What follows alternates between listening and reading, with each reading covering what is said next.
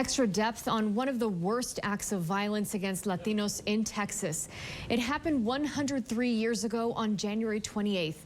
An orchestrated mass murder and a cover-up committed by members of the storied law enforcement agency, the Texas Rangers.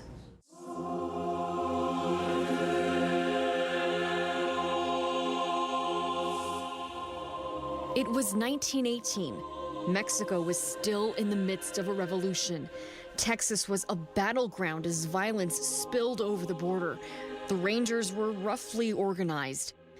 That year, on January 28th, Texas Rangers killed 15 men and boys in the tiny ranching town of Porvenir, Texas, 170 miles southeast of El Paso near Big Bend.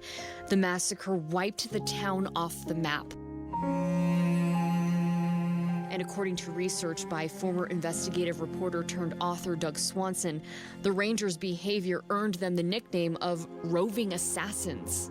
All along the border, from the Rio Grande up to the Big Bend, to instigate a reign of terror. And that was their preferred method of operating. They killed some bad guys, but they also killed a lot of innocent people.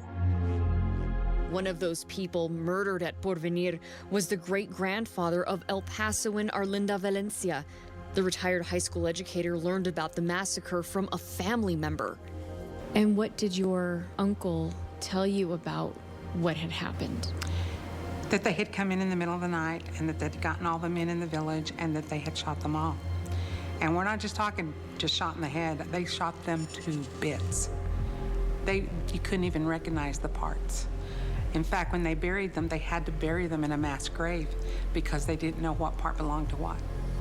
That's how bad they shot them up. And there were 15 dead, ages 16 to 72. There was no reason to kill them, but the Rangers and the cavalrymen did, and then left.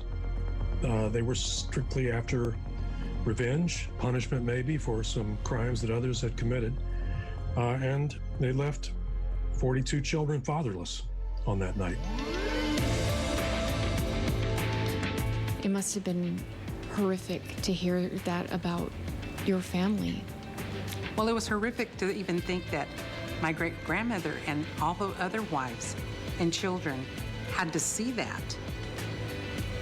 I don't see how anyone could stay sane after that. No one was held responsible then, and now the Texas Rangers only tell me there's no relationship between the massacre and current-day Rangers. In the latest episode of my podcast, Borderland Crimes, the horrific details Valencia uncovered in her research of the massacre.